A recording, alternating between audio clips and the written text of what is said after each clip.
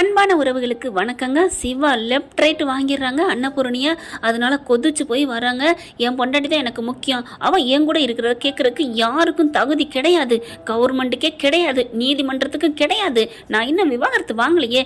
எத்தனை மன்றம் எது கடவுளே வந்தாலும் எனக்கு பிடிக்கலன்னு நான் சொன்னா தான் என் பொண்டாட்டி கூட என் கூட அவன் இருக்க முடியாது. மற்றபடி வேற யாராலும் சொல்றதுக்கு தகுதி இல்லை அப்படின்னு சொல்றாரு ஆணித்தரமா. அன்னபூர்ணிமாக ஆடி போறாங்க. வீட்டுக்கு நொந்த கையோட வராங்க. வெந்து போய் இங்கே சிந்து கட்டி பிடிச்சிக்கிறாங்க. டாக்டரே டாக்டரே, ஐயோ அம்புடு தான் சந்தோஷம். ஆல்ரெடி அவங்க குளிரில் நடுங்கி போய் ஜுரம் வருதுன்னு சொல்லிட்டு 2 பேரும் கட்டில் இணைஞ்சிட்டாங்க. இப்போ செம்ம சந்தோஷத்தை கொடுத்துட்டாரு. கோடி ரூபாய்க்கு நகை வாங்கி கொடுத்தா கூட ஒரு பொண்ணுக்கு சந்தோஷம் இல்லைங்க. இப்போ வீட்டில் விட்டு கொடுக்காம அன்பா ஆதரவாக 2 வார்த்தை பேசினாலே அதை விட சொர்க்கம் வேணுமா என்ன? அதுக்காகவே என்ன பண்ணுறாங்க, அப்படியே அள்ளி தூக்கிக்கிறாங்க. சிவா டாக்டரே டாக்டரே டாக்டரேன்னு சொல்லி கட்டி பிடிச்சி முத்த மழை பொழிகிறாங்க. என்னாச்சு சிந்து, உனக்கு இன்னைக்கு ஒரு மாதிரியாக இருக்குது? டாக்டரே போ டாக்டரே, எனக்கு எவ்வளோ சந்தோஷமாக இருக்குது தெரியுமா அப்படின்னு சொல்லிட்டு கட்டில் அப்படியே பிடிச்சி தள்ளிடுறாங்க. என்னாச்சு அப்படிங்கிற, டாக்டரே இன்னைக்கு நான் ஒன்றும் விட மாட்டேன் அப்படின்னு சொல்லிட்டு மறுபடியும் ஒன்ஸ் மோர் அப்படியே போயிடுறாங்க. ஆனாலும் வீட்டில் இருக்க பயம், அதாவது அங்கே லாட்ஜில் இருக்க பயம், நம்ம வீட்டுக்கு போவோம் வா அப்படின்னு கூப்பிடுறாரு. ஏன் டாக்டரே, எதுக்கு டாக்டரே? பின்ன பெரியம்மா கோவமா போயிருக்காங்க, என்னன்னு போய் பார்க்கணும்ல. டாக்டரே அதான் நீ பதில் சொல்லிட்டியே. பதில் சொன்னாலும் சொல்லாட்டியும் அவங்க ஒரு மாதிரியா இருக்காங்க. நான் ரொம்ப ஹர்ட் பண்ணிட்டேன்.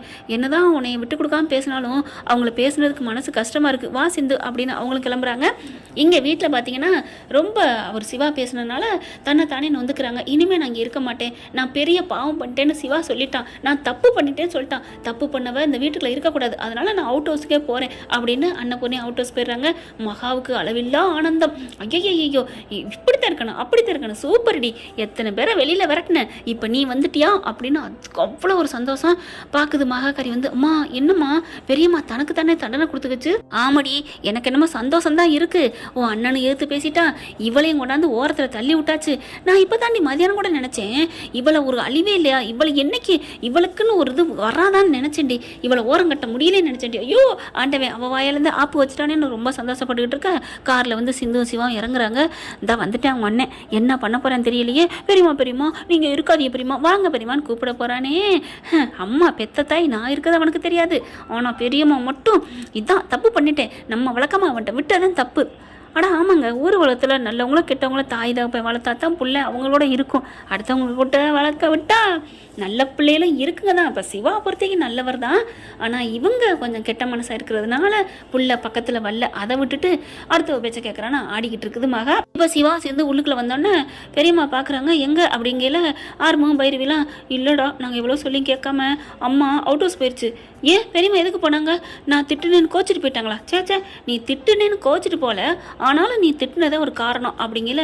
ஏன் என்ன அப்படின்னு கேட்க பைரவி சொல்லுது நடந்ததை. நான் தப்பு பண்ணிட்டேன், என் பிள்ளைக்கு நான் தப்பு பண்ணால் எல்லாருக்கும் தண்டனை கொடுத்த மாதிரி எனக்கும் கொடுத்துவேன் தான், நான் பண்ணும் பெரிய ஆள் இல்லை, நானும் ஒரு குற்றம் செஞ்சுட்டா குற்றவாளி தான் அப்படின்னு போயிட்டாங்கன்னு நடந்ததை எடுத்து சொல்ல, ஐயோ ஏன் பெரியம்மா அப்படின்னு ஓடி வராங்க. சிந்து வாசலே நிற்கிது, உள்ளார போகிறாரு. அங்கே பார்த்தா அந்த பிள்ளை சோகமாக உட்காந்துட்டு இருக்கு. பெரியம்மா ஏன் பெரியம்மா இங்கே உட்காந்துருக்கீங்க, வாங்க அப்படிங்கல. இல்லைப்பா நான் உனக்கு பெரிய தீங்கிழைச்சிட்டேன், நான் பெரிய பாவி, நான் ஏன் வரணும் அப்படிங்கல. வாங்க பெரியம்மான்னு இழுத்துட்டு வராரு வாசம் வரைக்கும். என்னை விடு அப்படிங்கிறாங்க. உனக்கு நான் பெரிய பாவம் பண்ணிட்டேன், அதுக்கு கொஞ்ச நாளைக்கு தண்டனை அனுபவிச்சு தானே ஆகணும், நான் இங்கே இருக்கிறேன் அப்படிங்கல. பெரியம்மா நான் சொல்கிறது தெரியாமல் சொல்லிட்டேன், விடுங்களேன். என்னப்பா தெரியாமல் சொன்னேன்? உன் பாவத்தை உன் வாழ்க்கையத்தை நான் அழிச்சிட்டேன்னு சொன்னியே, ஆனால் அந்த அழிச்சவரோட நீ வாழ நினைக்கிற. நான் அது தப்புன்னு தெரிஞ்சனால தான் அவளை ஒதுக்கி வச்சேன், அது ஏன் நீ புரிஞ்சுக்கல? பெரியம்மா அப்போ என் வாழ்க்கையை அழிச்சியே தான், இப்போ என் வாழ்க்கையை நல்லா ஆக்கிட்டே தான் நான் சொல்கிறேனே. அப்படி இருந்தால் நல்லா ஆகிட்டேன் தான் ஏன் என்னை திட்டுற? பெரியம்மா நல்லா வாழ வைக்கலையே, நல்லா ஆகிட்டேன்னா அவளோட வாழ வைக்கணுமே. ஓ அப்போ அந்தளவுக்கு அவன் முக்கியமாக போயிட்டா? டேய் என்னடா பெரியம்மா இப்படி திட்டிகிட்டு இருக்க, ஏற்று பேசிகிட்டு இருக்க?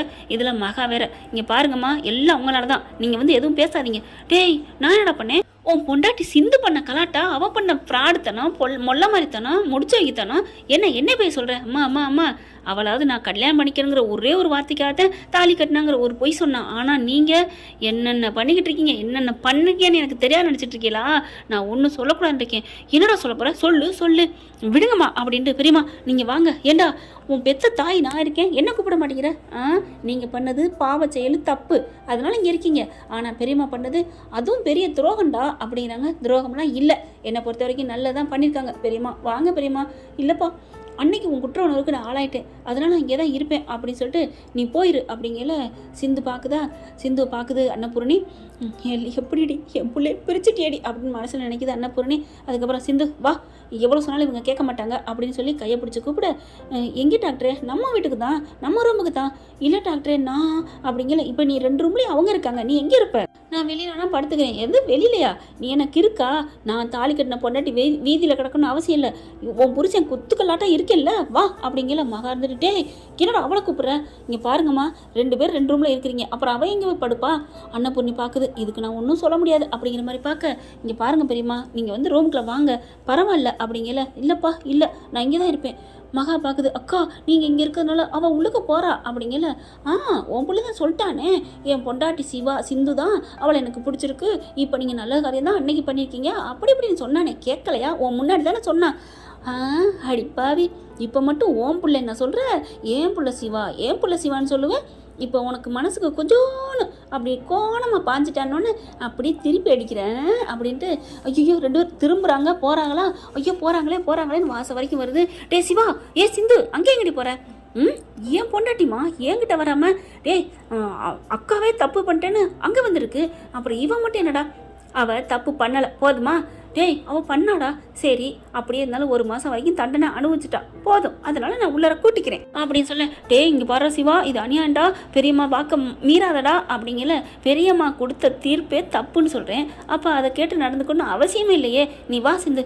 டாக்டரே நான் வரல டாக்டரே, அத்தையே வெளில இருக்கும்போது நான் எதுக்கு? இங்கே பாரு சிந்து, இந்த மாதிரி அத்தை நொத்தன் இந்த மாதிரி சென்டிமெண்ட்லாம் பேசாத, நீ ப்ராக்டிக்கலாக திங்க் பண்ணு அப்படின்ட்டு நீ வா, உள்ளர வா. பைரவி ஆர்வம் பார்க்குறாங்க. ஆர்வம் வந்துட்டு, வாமா சிந்து, அவன் சொல்கிறது சரிதான், அம்மாவும் சின்னம்மாவும் தப்பு பண்ணிட்டேன்னு வெளியில் இருக்காங்க, அவங்க ஒரு கொஞ்ச நாளைக்கு இருக்கட்டும், அதுக்கப்புறம் உள்ளர கூப்பிட்டுக்கலாம் பார்த்துக்கலாம் அப்படின்னு சொல்ல. இல்லை டாக்டரே, நான் போய் அத்தையை கூப்பிடவா? நான் கூப்பிட்டே வரல, நீங்கள் கூப்பிட்டு வர போகிறாங்களா, வா அப்படின்னு சொல்லி தரன்னு ரூம்குள்ளே கூப்பிட்டு போயிடுறாங்க. ஊட்டிகிட்டு போய் டமான்னு கதவை சாத்த ஆர்வம் பார்க்குறாரு. போகிற வேகத்தை பார்த்தா பயப்புள்ள 10 மாதம் குழந்தையோட வந்துடுவான் போல இருக்கே. நமக்கு தான் ஒன்றத்தையும் காணோம் லாய்க்கில். உனக்கு எப்படி கிடைக்கும்? அங்கே டாக்டர் நல்லவர், ஏன் சிந்துவும் டாக்டர் மேலே உயிராக இருக்கா, அதனால அவங்க 2 பேரும் ஒன்று சேர்றதுல ஒரு அர்த்தம் இருக்குது. ஆனால் நீ ஃப்ராடு பைய, முள்ள மாதிரி முடிச்சு வைக்க பைய, பொண்டாட்டியை சந்தேகப்பட்டவன். ஐயோ பைரவி, நான் ஒரு நாள் கூட ஒரு துளியெல்லாம் கூட உன்னை சந்தேகப்படலை பைரவி, சொன்னால் கேளு பைரவி அப்படி கிட்டக்க வந்து கையை பிடிக்கிறாரு. கையை விடு அப்படின்னு சொல்லிட்டு கத்துறாங்க. ஒரு நாளைக்கு இப்படிலாம் தொட்டதுக்கு நான் ரொம்ப வெக்கப்படுறேன் ஆறுமுகொண்டு, நீ என் கையில் விழுந்து காலில் விழுந்து கெஞ்சுவ பாரு அப்படிங்கிறாங்க. அப்படி ஒரு காலம் வராது, போயிட்டாரு அப்படின்னு சொல்லிட்டு திரும்ப அங்கே பார்த்தா அன்னபூர்ணி சமைக்கிறதுக்கு பாத்திரம் மண்டத்தை எடுத்துகிட்டு உட்காருது. அதுக்கப்புறம் பைரவின்னு கூப்பிட, என்ன வேணும் அப்படிங்கிறாங்க. ஒரு கரண்டி இதெல்லாம் குடுமா அப்படிங்கிறாங்களா. அத்தை சாப்பாடாக நான் தர்றேனே. இல்லைம்மா, நான் சமைச்சு நானே தான் சாப்பிடணும், அதான் சட்டம் அப்படின்ட்டு எடுத்துகிட்டு வந்து எல்லாம் கொடுக்க உட்காந்து ஃபூஃப்னு ஊதி சமைச்சிட்ருக்கு. இங்கே தலைவன் உள்ளர போயிடுறாங்க. ஆனால் ஆரம்பத்துக்கு கொஞ்சம் கஷ்டமாக இருக்குது அம்மா சமைக்கிறத பார்க்கல. இதில் ஒன்றும் கஷ்டம் இல்லைங்க, உலகத்தில் பொண்டாட்டி பொம்பளையாக இருந்தால் சமைச்சு தானே ஆகணும். உள்ளக போயிட்டு சிந்து சிவாவும் கதவை சாத்த, டாக்டரே என்ன டாக்டரே, அம்மா இப்படி பேசிவிட்ட, அத்தை எப்படி பேசிட்ட, நீ விடு சிந்து, அவங்க பண்ண தப்புக்கு தண்டனை அனுபவிக்கட்டும். டாக்டரே நீ இவ்வளோ கோமா இருந்தீனா அப்போ என்னை பிடிக்காம இருக்கியா? யார் சொன்னா உன்னை பிடிக்கலன்னு? இல்லை டாக்டரே, இவ்வளோ கோமா இருக்கியே, அப்போ பிடிக்காத கல்யாணத்தை பண்ணி வச்சுருந்தா தான் அவங்கள இப்படிலாம் பண்ணணும். ஆமாம்ல, ஏன் இப்படி நான் நினச்சேன், எனக்கு பிடிச்ச கல்யாணம் தானே பண்ணி வச்சுருக்காங்க சிந்து, நான் போய் அம்மாவை கூப்பிட்டுட்டுமா? கூப்பிட்டாலும் வரமாட்டாங்க, நாளைக்கு பார்த்துக்கலாம் டாக்டரே அப்படின்னு சொல்ல. எனக்கு ஒரே டயர்டாக இருக்குது டாக்டரே. உங்களுக்கு டயர்டாக இருக்கா? ஆமாம் டாக்டரே, கொஞ்சம் அசதியாக இருக்குது, காலை பிடிச்சி விட்றியா அப்படிங்கல. சரிங்க மேடம், மகாராணி மேடம் படுங்க அப்படின்னு காலை தூக்கி மெத்தையில் போட்டு பக்கத்தில் உட்காந்துட்டு காலை தூக்கி தொடையில் வைக்கிறாங்க. டாக்டரே என்ன அப்படிங்கல. என் காலில் உன் காலை வைக்கக்கூடாதா என்ன? இல்லை டாக்டரே, எனக்கு வெக்கமாக இருக்குது. வெக்கமாக இருந்தால் என்ன, கட்டி பிடிச்சிக்கோ. டாக்டரு கட்டி பிடிக்கவா? ஆமாம் அப்படின்னு இருக்க கட்டி பிடிக்கிறாங்க. இங்கே பார், உனக்கு காலை அமைக்க விடணுமா இல்லை கட்டி பிடிக்கணுமா? காலை அமைக்க விடு டாக்டரே. என்னடி அவ்வளோதானா, பொசுக்குன்னு டப்புன்னு கீழே இறங்கிட்ட, அப்போ ஆசை இல்லையா என்ன? நீ காலை அமைக்க விடு டாக்டரே, எல்லாம் புரியும் அப்படிங்கல. காலை அமைக்க விட்றாங்க. காலை அமைக்க விட்டுட்ருக்கையிலே சிந்துவும் மயங்கி போகிறாங்க, சிவாவும் தன்னை மறக்கிறாங்க. அதுக்கு மேலே அவரால் ஒன்றும் பண்ண முடியல. போதுமா டாக்டரே, காலை அமைக்க விட்டா கட்டிப்பிடி தன்னால் வந்துடும்ல அப்படின்னு சொல்லிட்டு இழுத்து மார்போடு அணைச்சிக்கிறாங்க நம்ம சிவாவை. சிவாவும் சிந்துவும் சந்தோஷமாக இருக்காங்க. அங்கே பார்த்தீங்கன்னா பாவம் ஃபூஃப்னு ஊதிக்கிட்டு இருக்கிறாங்க. இப்போ சிந்து என்ன பண்ணுறாங்க, கொஞ்சம் நேரத்துக்கு அப்புறம், டாக்டரே போயிட்டு பெரியம்மா பார்க்கலாமா, பாவமாக இருக்குது அப்படிங்கல. லூசா நீ பேசாமல் இரு அப்படிங்கிறாரு. போ டாக்டர், நீ இப்போலாம் அந்தளவுக்கு பொண்டாட்டி தசனம் மாறக்கூடாது. அடி பாவி, பொண்டாட்டி பக்கம் பேச்சை கேட்க மாட்டானன்னு ஏங்கிக்கிட்டு இருக்காங்க. நீ உன்னைய ரொம்ப தவிக்க விட்டேன்ல, அதுக்காக தான் இனிமே வாழ்க்கை பூரா நான் சந்தோஷத்தை தான் கொடுப்பேன் அப்படின்னு சொல்லிட்டு அப்படியே கட்டி பிடிச்சி மறுபடியும் முத்தம் கொடுக்குறாங்க. டாக்டரே என்ன மறுபடியும்? ஆமாம், ஏன் கூடாதுங்கறியா? சரி நான் போகிறேன். ஐயோ டாக்டரே அப்போல்லாம் இல்லை அப்படின்னு சொல்லிட்டு இறுக்கி அணைச்சிக்கிறாங்க. அடுத்து சரி நம்ம அம்மாட்ட போய் பார்த்துட்டு வருவோம். ஏன் குளிச்சுட்டு போ அப்படிங்கல. நீங்களும் தான் டாக்டரே? ஓ நான் தானே ஃபஸ்ட்டு நான் ஃபஸ்ட்டு அப்படின்னு 2 பேரும் அடிச்சுக்க. ஓகே 2 பேரும் போய் குளிப்போம், ஓகேவா? டீல் நல்லா இருக்கே அப்படின்னு சொல்லிட்டு குளிக்க போகிறாங்க. என்ன ஃப்ரெண்ட் நல்லா இருக்கா? இப்படி போனால் பார்க்கலாம் என்ன நடக்க போகுதுன்னு. இது நம்மளோட கற்பனை கதை தாங்க. பிடிச்சிருந்துச்சுன்னா பிடிச்சிருக்குன்னு லைக் பண்ணுங்கள், பிடிக்கலன்ட்டு போயிருங்க.